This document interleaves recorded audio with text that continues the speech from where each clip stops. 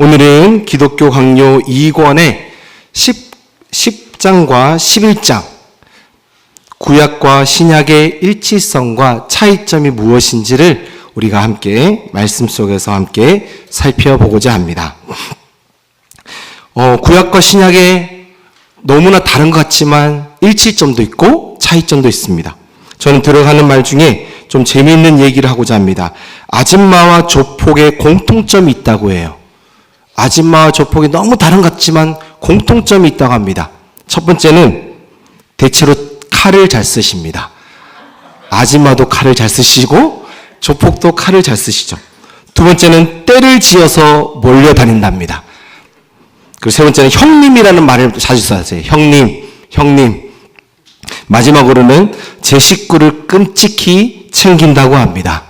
이렇듯 아줌마와 조폭이 연관성이 없는 것 같지만 공통점이 있는 것처럼 오늘 구약과 신약, 구약은 율법이고 신약은 복음인데 어떻게 이것이 연관성이 있을까? 하지만 칼빈은 일치성, 연관성을 연결하고 그래서 하나님의 복음, 하나님의 메시지가 다르지 않다. 일맥상통하고 저자의 한 분이신 하나님이 많은 사람들을 통해서 말씀을 기록하였다는 것을 보여주고자 합니다. 또 차이점을 나타냄으로 인해서 예수 그리스도의 우월함, 이것을 우리에게 보여주고 싶어 하죠. 저는 이 차이점과 일치성을 먼저 이야기하기 전에 왜 이것이 기독교 강요 2권에 이 10장, 11장에 나왔는지를 한번 먼저 이렇게 큰 그림을 갖고 흐름을 전체적으로 파악하고자 합니다.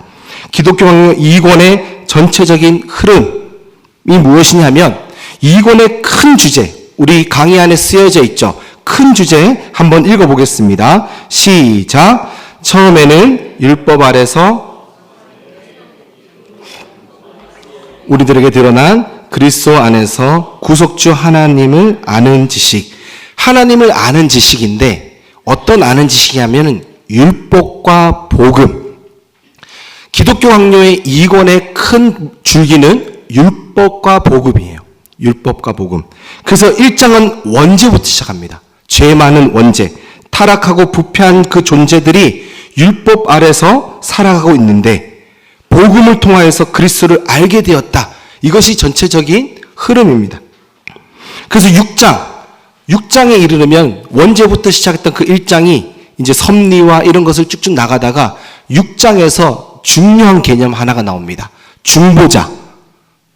우리는 교리대학을 많이 들었어요. 중보자는 누구이십니까? 예수 그리스도예요. 근데 여기서 말하는 신약이 예수 그리스도가 아니라 구약에 나타난 중보자를 말하고 있습니다. 6장, 7장, 8장, 9장. 신약에 온 것이 아니라 구약에 나타난, 구약에 예언된 중보자를 6장부터 9장까지 얘기하고 있어요. 그러다가 이제 신약으로 넘어와야 되잖아요. 중보자의 개념을 설명하려면 언약부터 시작해야 됩니다. 왜 그렇습니까? 약속에 따라서 이 땅에 오신 예수님이에요.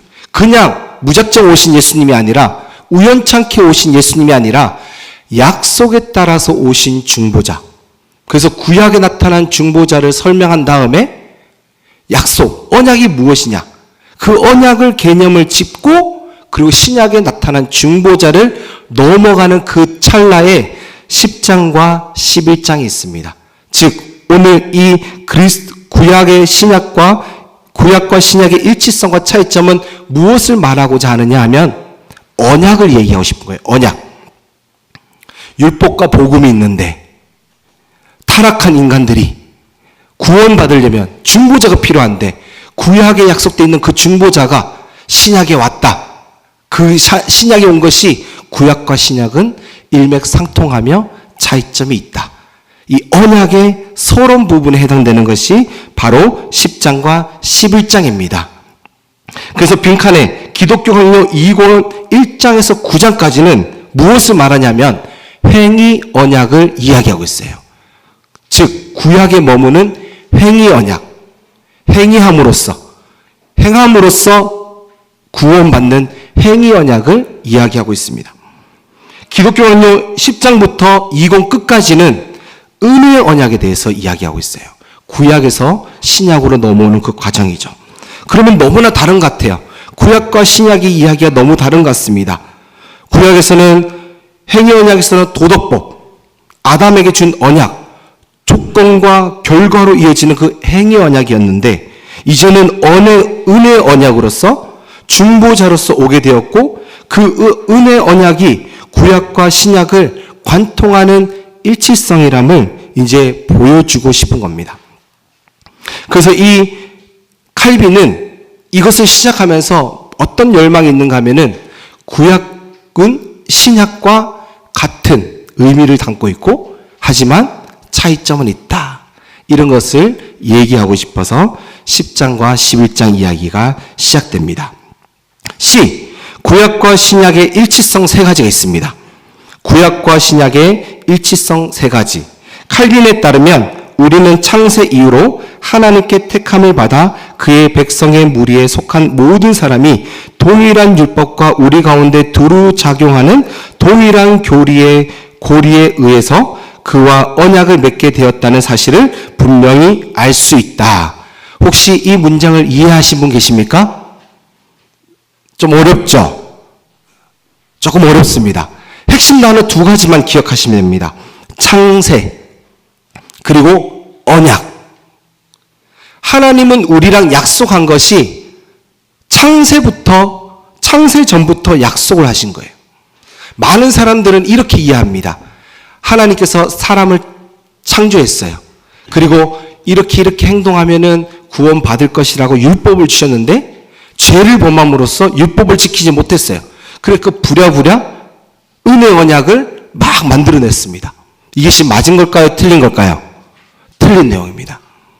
틀린 내용이에요. 은혜 언약과 행위 언약은 창세 전부터 만들어진 겁니다. 우리 입장에서 행위 언약과 은혜 언약을 구분할 뿐이지 하나님 앞에서는 하나님 백성을 향한 사랑의 언약입니다. 저는 오늘 이곳에 오면서 엄마가 아직 만나지 못한 우리 아이들에게 우유 하나를 나눠주고 왔습니다. 우유 먹고 있어. 엄마가 오면은 밥을 줄 거야. 아이들이 생각했습니다. 아, 엄마가 오기 전에는 우유 언약이고 엄마가 오시고 나면 한식 언약이 되겠구나. 맞습니까? 아니에요. 처음부터 이 아이들을 향한 사랑의 언약이에요. 단지 하나 우유 언약과 한식 언약은 이 아이들이 나눴을 뿐입니다. 우리 입장에서 행위 언약과 은혜 언약을 나눴을 뿐이지 하나님 백성을 향한 사랑은 창세전부터 동일한 사랑이었습니다. 믿으십니까? 그래서 창세전부터 언약이 이루어진 거예요. 은혜 언약이 타락한 백성들을 향해서 부랴부랴 만들어진 것이 아닙니다. 그래서 이렇게 시작합니다. 1번, 유대인들이 하나님의 초대를 받아 열망했던 것이 세속에 덧없는 풍부와 복락이 아니라 영생을 소망하도록 허락한 것이며 이 언약은 율법과 선지자들을 통해서 직접 대화하는 형식으로 확정되었다는 것이다. 이것이 첫 번째 일치점입니다. 칼빈은 신약의 복음을 이해하기 위해서 구약도 복음이 있다라고 설명하려고 구약을 많이 설명하고 있습니다. 구약에도 복음이 있다. 유대인들 또한 영생의 소망이 있다. 이게 핵심이에요. 첫 번째 일치점 무엇입니까? 구약에서도 영생의 소망을 가진다.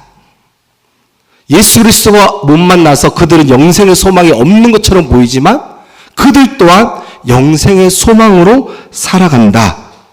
이것을 칼빈은 일치점으로 이야기하고 싶어 하는 겁니다. 로마서 1장 2절 함께 읽어보겠습니다. 시작. 이 복음은 하나님이 선지자들을 통하여 성경에 미리 약속하신 것이라. 이 복음은 신약 시대만 시작된 것이 아니라 선지자를 통하여 이미 미리 약속되었음을 이야기하고 있습니다. 구약과 신약은 동일해요.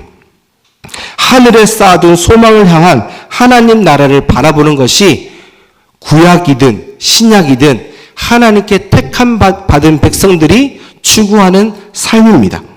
율법과 구약의 선지자들은 복음을 통하여 가르치는 것은 믿음에 의해 앞서 증언해 준 사람이자 그들 역시 복음으로 인하여서 영생의 보증, 불멸하는 삶, 영원한 삶을 갈망하고 지향하게 되었습니다. 요한복음 8장 56절은 무엇을 얘기합니까? 너희 조상 아브라함은 나 때 볼 것을 즐거워하다가 보고 기뻐하였느니라. 아멘. 아브라함은 세상 것 보는 즐거움이 있는 것이 아니라 하나님의 것, 하나님의 나라와 하나님의 것을 바라보며 즐거워하며 기뻐하였습니다. 보이는 것이 다가 아니라 보이지 않는 것을 바라기 위한 신앙생활이 지혜로운 신앙생활인 줄 믿습니다.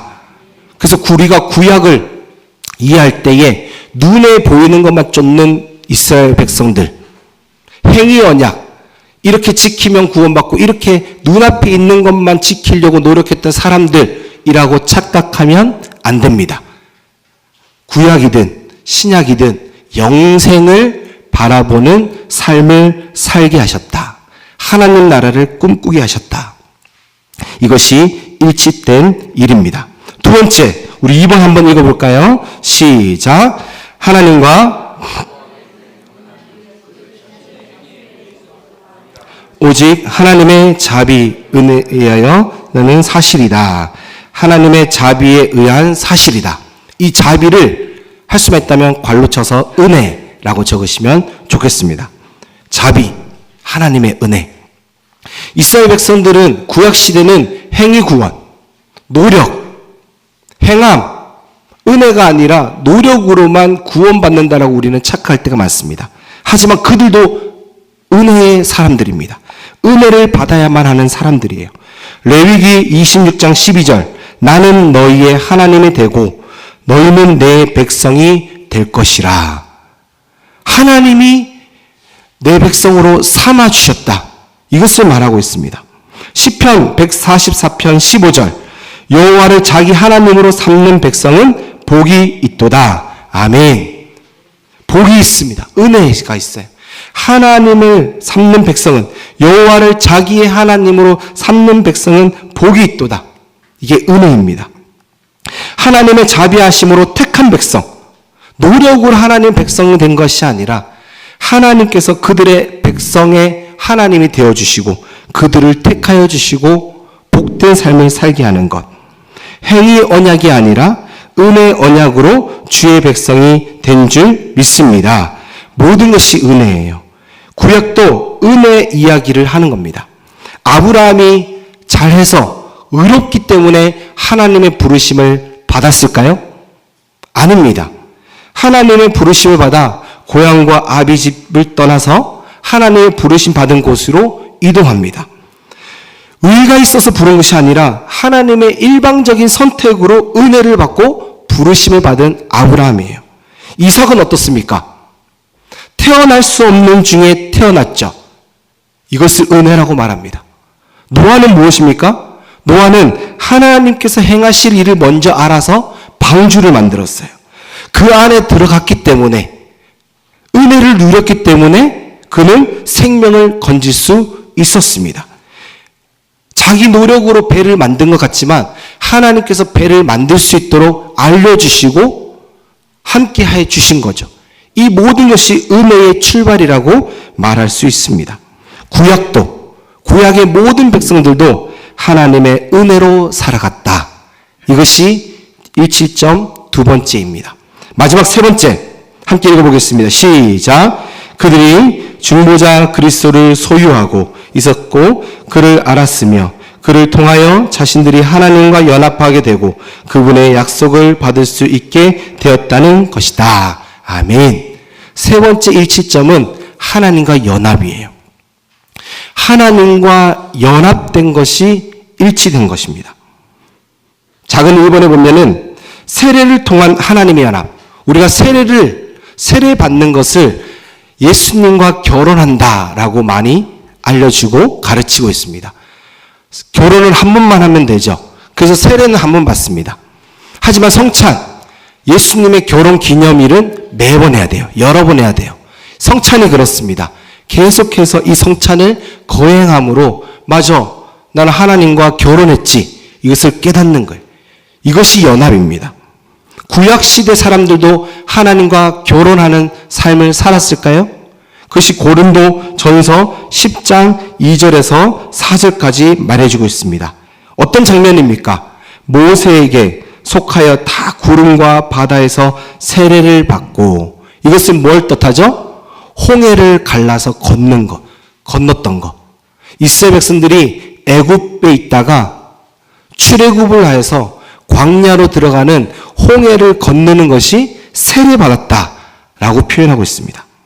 세례를 받고 다 같은 신령한 음식을 먹으며, 광야에서 뭘 먹었죠? 만나를 먹었죠. 다 같은 신령한 음료를 마셨으니, 반석을 깨뜨려서 나오는 샘물, 이는 그들을 따르는 신령한 반석으로부터 마셨음에 그 반석은 곧 그리스도시라. 만나가 무엇을 뜻합니까? 그리스도의 몸. 반석은 이 또한 그리스도라고 얘기합니다. 구약시대에도 세례가 있었음을, 성찬이 있었음을 이야기해주고 있습니다. 그래서 그리스도와 연합이 신약의 시대만, 세례받은 신약의 시대 사람들만 이루어지는 것이 아니라 구약의 사람들도 세례받았고 성찬받아서 예수 그리스도와 하나님과 연합을 이루는 삶을 살았다. 이것을 이야기해주고 있는 것이죠. 연합된 삶을 살아갑니다. 그리고 작은 2번, 그 너머의 삶을 바라보게 하는 훈련. 광야 땅에 들어가서 이스라엘 백성들이 받은 훈련은 무엇일까요? 애굽 땅에서 이스라엘 백성들이 한 일은 흙벽돌을 만드는 일이었습니다. 집과 진흙을 이겨서 범람하지 않도록 강물 가운데 댐을 건설하는 것. 흙벽돌을 만들려면 어떻게 해야 될까요? 땅만 바라봐야 됩니다. 땅을 바라보고 허리를 굽혀서 열심히 만들어야 돼요. 땅만 바라봤던 그 애굽에서의 생활의 이스라엘 백성들이 광야 생활로 와서는 땅만 바라보면 소망이 없어요. 아무것도 열매를 맺지 않는 그 광야 사막, 어디를 바라보는 훈련을 합니까? 하늘 바라보기 훈련을 하는 거예요. 왜 그렇습니까? 하늘에는 뭐가 있습니까? 구름 기둥이 있어요. 하늘에는 불 기둥이 있어요. 하늘에서 뭐가 떨어집니까? 만나와 메추라기가 떨어집니다. 이것이 훈련이에요. 그리스도와 연합을 이루어서 광야 같은 고난의 삶을 살아가더라도 하늘을 바라보는, 하나님 나라를 열망하는 그 훈련, 영생을 갈망하는 그 훈련을 그리스도와 연합을 이루는 성도들에게 행하는 훈련이라는 것이죠. 신약에서만 이 훈련을 행하는 것이 아닙니다. 구약 성도들도 이 훈련을 행하였습니다. 제가 질문 하나 해보겠습니다. 사랑하는 성도님, 영생을 바라십니까? 영생을 정말 원하십니까? 혹시 영생보다는 이 땅에서 잘 살아가는 것을 원하지는 않으십니까? 네. 욕심 많은 분들은 이 땅에서도 잘 살고 영생하면 되죠. 맞습니까? 하나님 복 받으면서 이 땅에서도 잘 살고 기도하면 잘 살면 많은 사람들이 나의 모습을 보면서 야, 교회 가고 싶다. 전도 잘 될 거니까. 병이 아프면은 기도하면서 낫다 그러고, 물질 없으면서 막 기도했을 때 물질을 주시고, 풍요롭고 정말 남부럽지 않은 삶을 살면은 세상 사람들이 보고 와, 나도 저렇게 예수 믿고 싶다.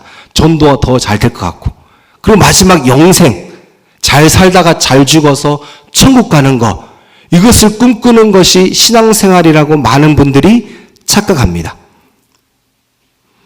그런데 이 땅에서 만약에 뜻대로 잘 된다면 혹시 이 땅을 그만두고 천국 가고 싶은, 영생을 바라보는 우리의 열망이 생길까요? 안 생기죠. 더 건강하게, 더 많이 누리며 이 땅에서 더 풍요롭고 즐기면서 살고 싶은 것이 인간의 연약함이고 욕심입니다. 그래서 하나님은 영생을, 천국을, 하늘나라를 더욱더 갈망하고 바라보도록 이 땅 가운데 때로는 광야를 허락하세요. 힘겨움과 고난을 허락하십니다. 왜 그렇습니까? 그리스도인은 영생을 바라보는 신앙생활이 진리이다. 이것을 우리에게 알려주시려고. 기도 많이 안 해서 힘든 일이 생긴 것이 아닙니다. 신앙생활 열심히 안 해서 힘겨운 일이 생긴 게 아니에요. 그 힘겨움을 통하여서 이 땅에 덕이 없구나, 이 땅에는 소망이 없구나. 하나님 나라만 소망입니다. 그 하나님 나라를 갈망하기 위한 훈련을 하기 위해서 이 땅 가운데 우리는 광야와 같은 길을 걷게 하시는 거죠. 야곱이 그랬습니다. 야곱. 창세기 47장 9절에 보면 내 나그네의 길에 세월이 130년이다. 험악한 세월을 보낸 나이다. 이것은 누구 앞에서 고백한 거예요? 말년에 바로 왕 앞에서 고백한 거예요. 야곱의 인생이 왜 이렇게 힘겨운 삶을 살았습니까? 이 땅에서 잘 살아보겠다고 노력했어요. 그래서 장자권을 속여서 빼앗으려고 합니다. 이 땅에서 축복받으려고. 또 아버지까지 속여요. 복받으려고. 이 땅에서 잘 살아가 보겠노라고. 믿음의 그리스도인들이 하나님 앞에 이용해서 이 땅의 것을 얻기 위해서 이 땅의 복을 누리고자 하나님을 이용한다면 우리는 야곱과 같은 훈련을 받게 된다는 것이죠. 이 땅의 복을 잘 받고 싶은 마음 때문에 이 야곱은 하나님 앞에서 힘겨운 나그네 길에 힘겹고 험악한 세월의 훈련을 받게 됩니다. 그 훈련 끝에 영생과 하나님 나라에 대한 갈망이 있게 되는 것이죠. 욥은 어떻습니까? 그가 나를 죽이실지라도 나는 그에게 여전히 소망을 두노라. 이 땅 가운데 고난이 있을 때 또 인내하고 승리하는 비결은 천국의 소망을 가졌기 때문입니다. 믿으십니까? 이 땅에서 아무리 실패하고 어려워도 이 삶의 끝은 이게 다가 아니야. 천국의 소망을 바라볼 수 있는 그 소망이 우리 안에 있기 때문에 욥은 인내할 수 있었습니다. 우리 이사야서 66장 22절 함께 읽어보겠습니다. 시작. 내가 지을 새 하늘과 새 땅이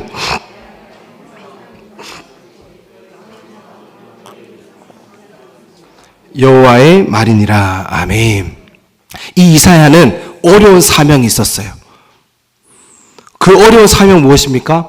안 그래도 힘겹고 나라를 뺏길 위기 가운데 있는 백성들에게, 왕에게 하나님의 명령을 가지고 죄를 지적해야 되는 사명이 이사야에게 있었습니다. 쓴소리를 하면서 잘못된 그들의 행동을 자꾸 지적해야 돼요. 얼마나 힘겨운 사명입니까? 벗어나고 싶었을 거예요.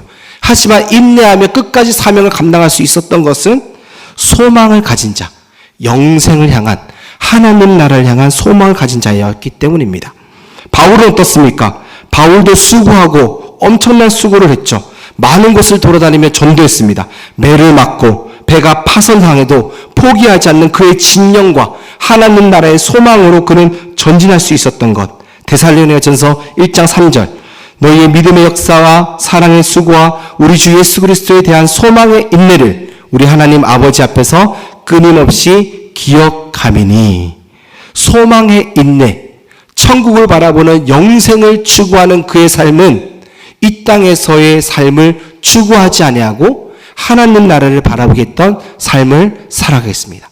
구약이든 구약에 있는 이사야든 야곱이든 욥이든 신약에 있는 바울이든 하나님 나라를 열망하며 살아가는 영생을 향한 그의 삶, 하나님과 연합되어 있는 족속, 이 모든 것이 하나님의 은혜로 이루어진 그 일치성이 성경을 관통하고 있습니다. 그래서 이제 결론을 한번 다 같이 읽어보겠습니다. 결론 한번 읽어보겠습니다. 시작. 구약과 신약의 언약은 하나이며 동일하다. 하나님께 택한 백성을 향한 자비와 사랑으로 맺어주신 언약은 중보자를 통해 하나님과 연합을 이루며 끝까지 책임지시는 사랑이다. 이 땅의 삶에 안주하지 않고 영생을 소망하며 살아가는 백성이 된다. 아멘. 그래서 일치성을 영생, 은혜, 연합, 이 세 가지 단어로 칼빈은 정리하고 있습니다. 구약은 행위 언약이고 신약은 은혜 언약이다. 구분 짓는 것이 아니라 모두 다 은혜 언약이고 열망하며 영생을 바라보는 공통점이 있습니다. 그러면 너무나 똑같으면 이제 신약에 오신 예수 그리스도 별반 다를 게 없을까요? 율법과 복음의 차이가 없을까요? 이 차이점이 맺어져야, 이 차이점이 설명해져야 예수 그리스도의 유일성을 강조할 수 있습니다. 예수 그리스도만 유일하다. 일치성에서는 구약과 신약이 너무 일치하기 때문에 뭐 구약이든 신약이든 괜찮습니다.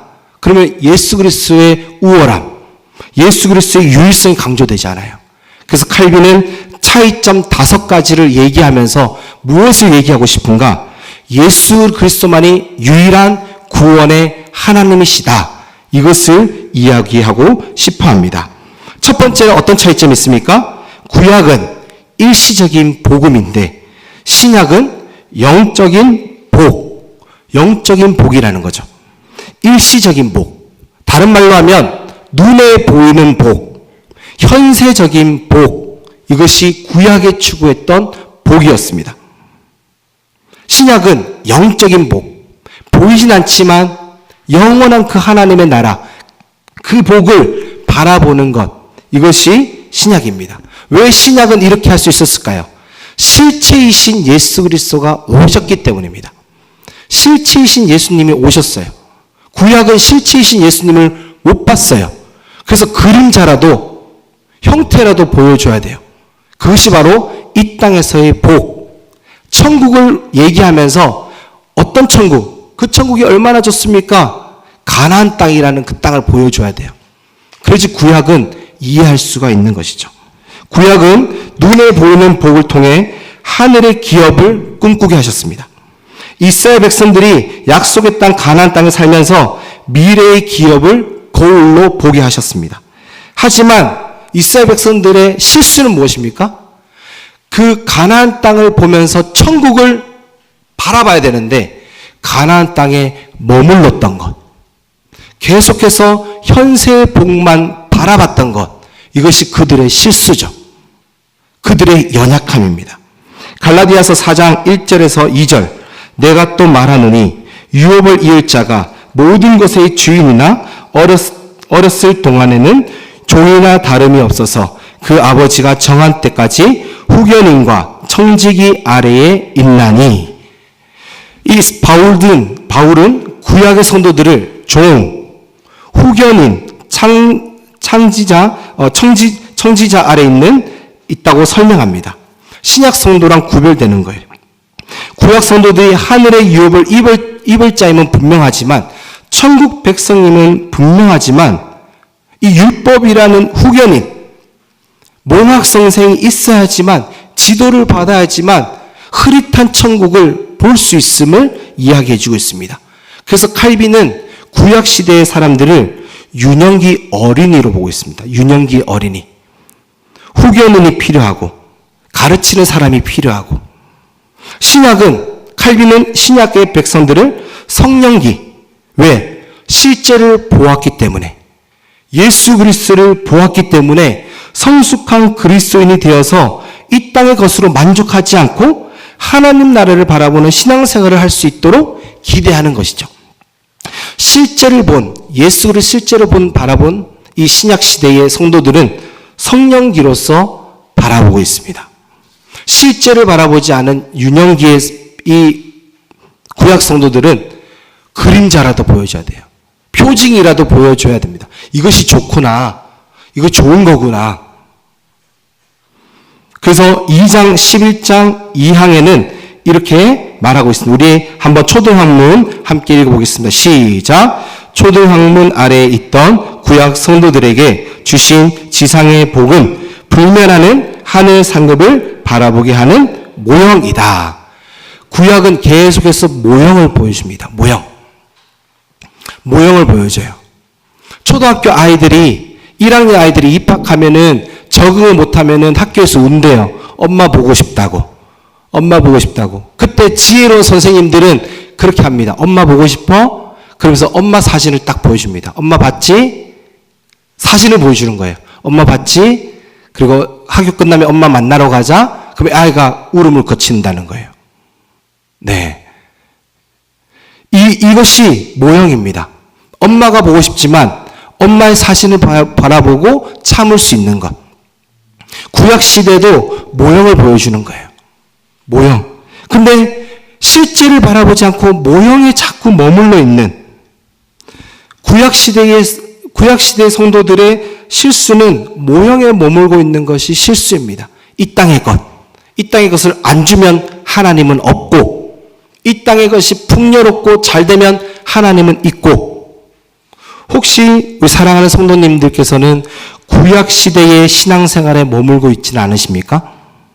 유년기 성도들처럼 이 땅의 복을 바라며 신앙생활을 하고 있다면, 이 땅의 것으로 하나님이 있고 없고를 판단한다면, 모형만을 바라보며 현세의 축복을 바라보며 신앙생활을 하고 있다면 우리는 구약시대에 머문 신앙생활을 하는 겁니다. 우리들은 실제이신 예수 그리스도를 보았습니다. 믿으십니까?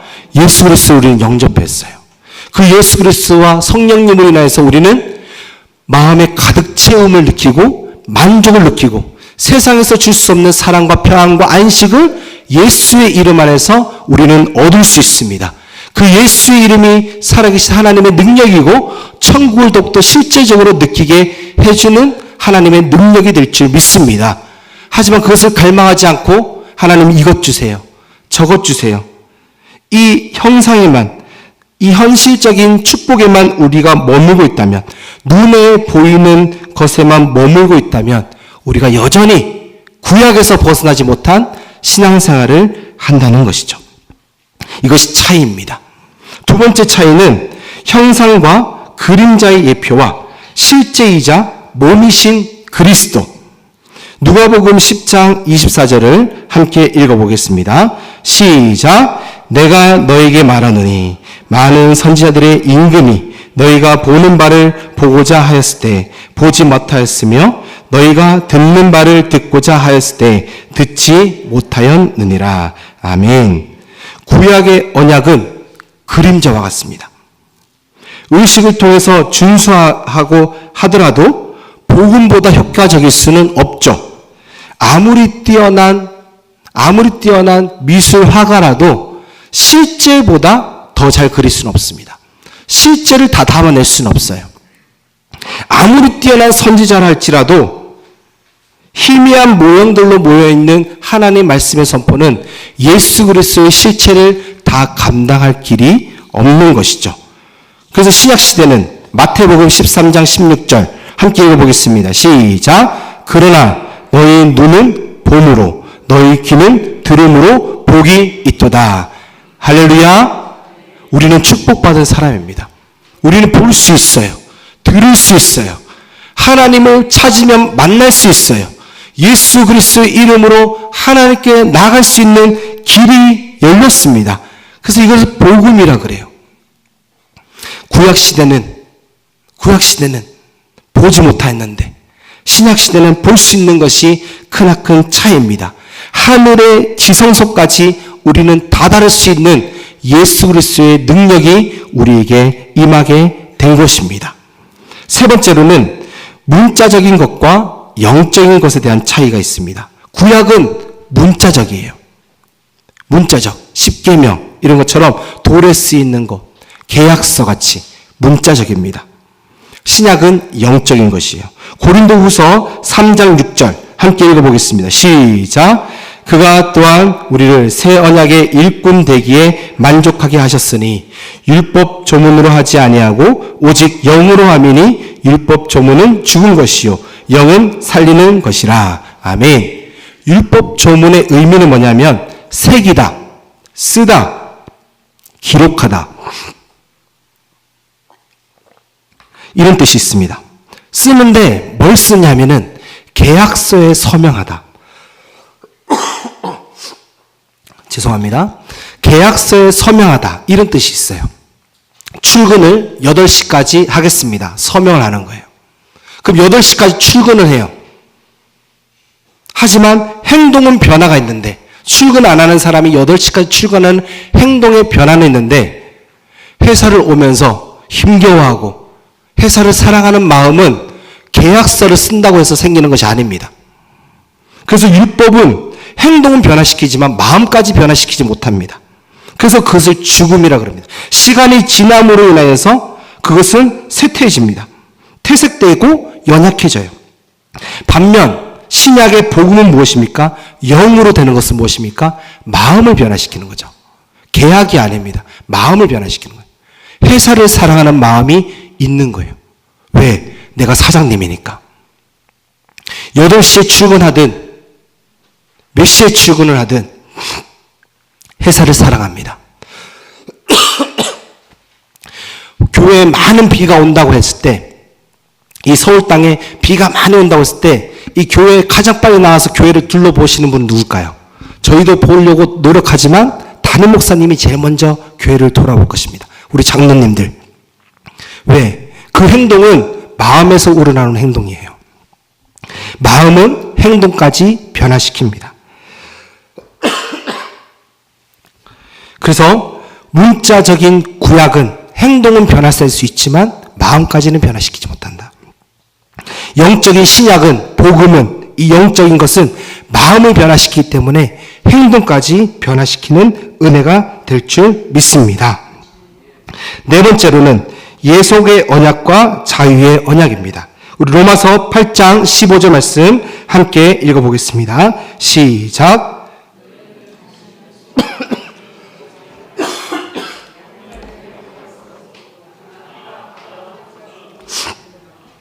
아멘. 종의 영과 양자의 영. 구약은 종, 신약은 양자, 아들됨을 얘기하고 있습니다. 구약은 여전히 종이에요. 그래서 긴장감이 있습니다. 노력을 해야 돼요. 수준에 미달되면은 어떻게 될지 모르는 그런 속박과 저주 상황에 놓여져 있는 것이 예속의 언약입니다. 칼빈은 이것을 향해서 하갈과 사라를 통해서 비유하고 있어요. 아브라함이 사라랑 결혼했는데 자녀를 낳아야 되는데 자녀를 낳을 수 없는 거예요. 연로하였기 때문에. 또 어떤 이유 때문에 자녀를 못 낳는 거예요. 그래서 자유를 낳고자 데려온 사람이 하갈입니다. 하갈은 어떻게 보면은 인간의 노력과 열심이 포함되어 있는 거죠. 자녀, 아들을 얻지 못하는 아브라함이 하갈을 통해서 노력하고 최선을 다함으로 인해서 아들을 얻고자 하는 그 인간의 노력이 하갈 안에 담겨져 있습니다. 하지만 문제는 뭐예요? 그 노력으로 얻어진 아들은 아브라함의 계보에 있지 못하게 됩니다. 아브라함 계보에 들어가지 못하게 되는 거죠. 사라는 은혜의 표현이에요. 아들을 낳을 수 없는 상황입니다.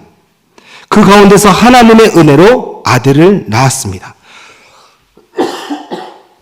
제가 목감기가 걸려서 코로나 아니고요. 열은 없습니다. 네.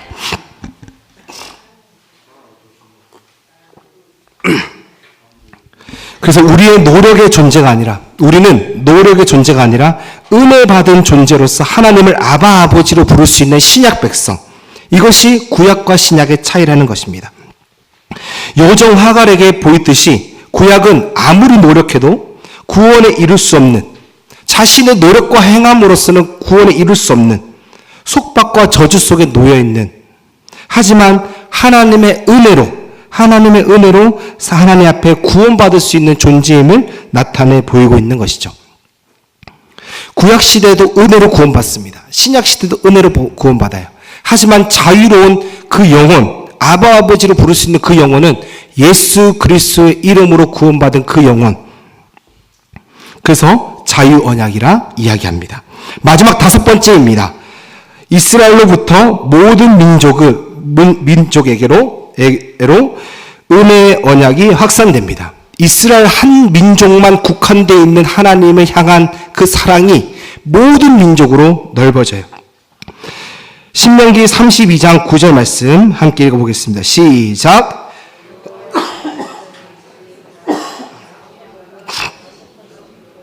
아멘. 하나님의 첫 번째 구약시대는 야곱의 분깃, 야곱, 택한 백성, 그 백성들만 하나님의 나라였습니다. 다른 민족들은 자기들의 길을 가도록 방임하였어요. 내버려 두신 거죠. 하지만 때가 참에 하나님과 사람 사이에 하목자이신, 중보자이신 예수님을 세상에 보내셨습니다. 그리고 막힌 담을 허물었어요. 막힌 담을 허무시고 그 허물어진 그 담, 찢어진 휘장으로 인하여서 하나님과 우리 사이에 담이 다 무너졌습니다. 선택받은 백성이든 아니든 모두 다 하나님의 은혜로 구원받는 민족의 결과가 되었습니다. 이것이 바로 연합의 의미입니다. 로마서 1장 16절 말씀 마지막으로 읽어보겠습니다. 시작. 내가 복음을 부끄러워하지 아니하노니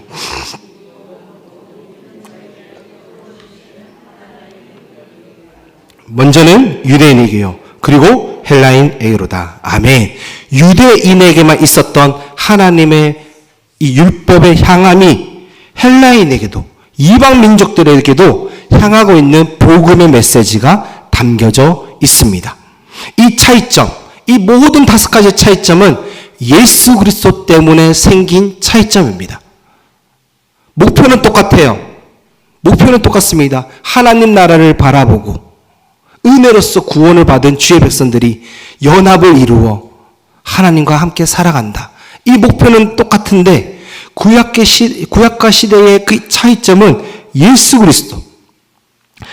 그리스도로의 차이점으로 이 5가지의 결과물을 얻게 되었습니다. 그래서 기독교 강론 2권 11장 13절에는 이렇게 말합니다. 다양한 세대에 맞추어 주신 하나님의 경륜. 다양한 시대에 맞춰서 하나님의 일하시는 방법이 다 다른 거예요. 차이점은 구약과 신약에서 하나님께서 그 백성들을 이끌어 가시는 경륜의 차이이지 실체의 차이가 아니다.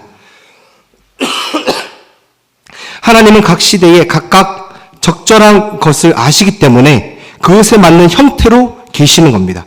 부모가 자녀의 성장에 따라 교육을 달리하는 것과 비교할 수 있습니다. 유년 시절에는 그에 맞게, 중등, 고등 시절에는 또 그에 맞게 교육을 하는 것처럼 형태가 바뀐다는 것이죠. 또 부모 교육만 예화로 든 것이 아니라 이 칼빈은 농부 이야기도 합니다. 농부 일을 하는데 여름 때와 겨울, 봄 때와 가을이 다릅니다. 다르다고 해서 농부가 아닙니까? 같아요. 농부라는 것은 같습니다. 하지만 달라지죠.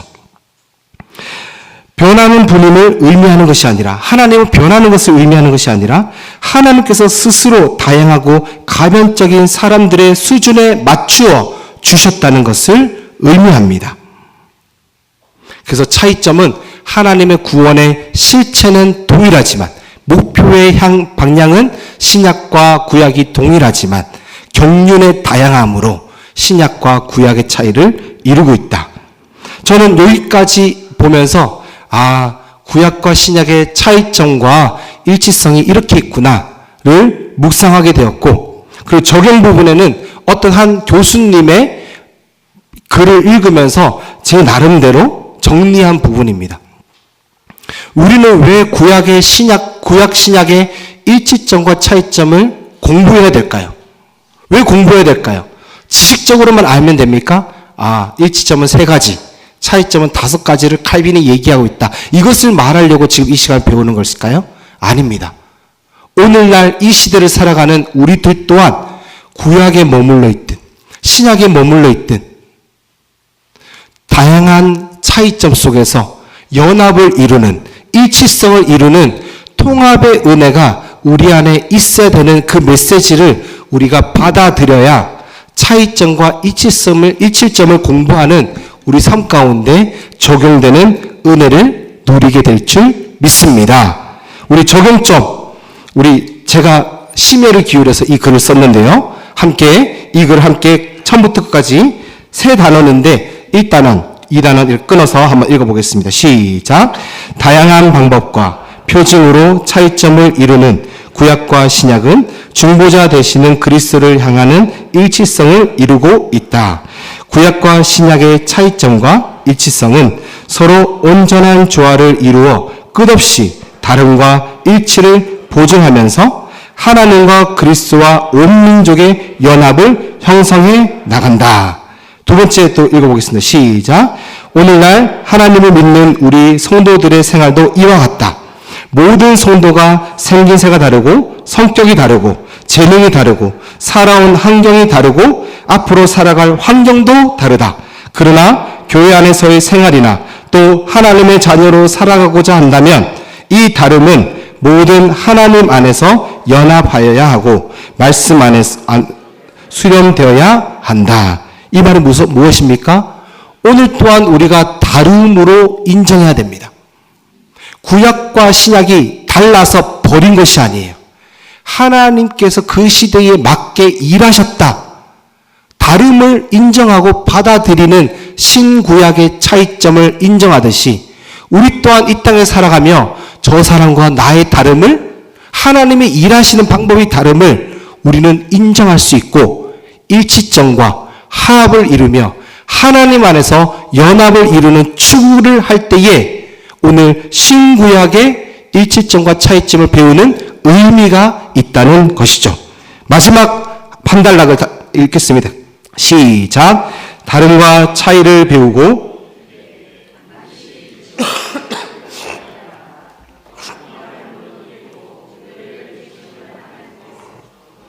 마음을 일치와 연합을 다짐하는 자들에게 하나님 나라를 꿈꾸며 살아가는 영광과 기쁨의 날들을 허락해 주실 것이다. 아멘.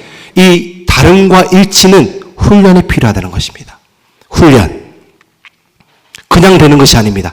은혜 받은 자가 훈련을 통하여서 다르구나. 하나님 안에서 연합을 이루어야 되는구나. 왜 우리가 11월 첫째 주에 이 말씀을 배우게 되었을까? 저는 의미를 부여하고자 많은 묵상을 했습니다. 11월 달에 무엇이 있나요? 새 가족들이 초청되는 한마당이 열립니다. 그들이 달라요. 어떤 사람은 담배 냄새를 풀풀 풍기면서 오시는 분도 있을 거예요. 어떤 사람은 노숙자가 올 수도 있어요. 다름을 인정하고 하나님에서 그들도 하나님을 향한 경륜과 은혜로서 나와 같은 하나님의 백성으로 삼아주셨구나 라는 일치성과 은혜로서 그 사람들을 받아들일 때에 우리 이 교회는 하늘나라가 이 땅 가운데 이루어지는 은혜가 이번 기회에 이루어지게 될 줄 믿습니다. 새 가족 한마당을 앞두고 신구약의 일치점과 차이점을 배움으로 인해서 하나님, 나도 다른 사람을, 나와 다른 사람을 받아들이고 연합을 이루며 훈련하겠습니다. 하나님 나라를 꿈꾸며 함께 나아가겠습니다. 결단할 때에 오늘 신구약을 통하여서 예수 그리스도로 관통하는 복음의 은혜가 우리 삶 가운데 이루어지게 될 줄 믿습니다. 아멘. 기도하겠습니다. 사랑의 하나님, 오늘 구약과 신약이 어떻게 관통하고 어떻게 다른지를 칼빈의 기독교 학문을 통해서 깨닫게 하심을 참으로 감사합니다. 이것을 지식적으로만 아는 것이 아니라 예수 그리스도의 능력으로 구약을 이루시는 신약을 바라보게 되었고, 구약이냐 신약이냐 동일하게 열망하는 하나님 나라가 있다는 것을 바라보게 될 때에 다름과 일치점의 차이점 안에서 우리가 행해야 될 것이 무엇인가를 발견하게 하시고, 하나님, 나와 다르다고 해서 버리고 하나님 아버지 버리는 것이 아니라 품고 인내하며 화합하며 훈련하며 천국 같은 삶을 꿈꾸며 나갈 수 있는 그리스도의 복음이 이루어지는 교회 될 수 있도록 역사하여 주시옵소서. 모든 것을 주님께 맡기며 예수님 이름으로 간절히 기도하옵나이다. 아멘.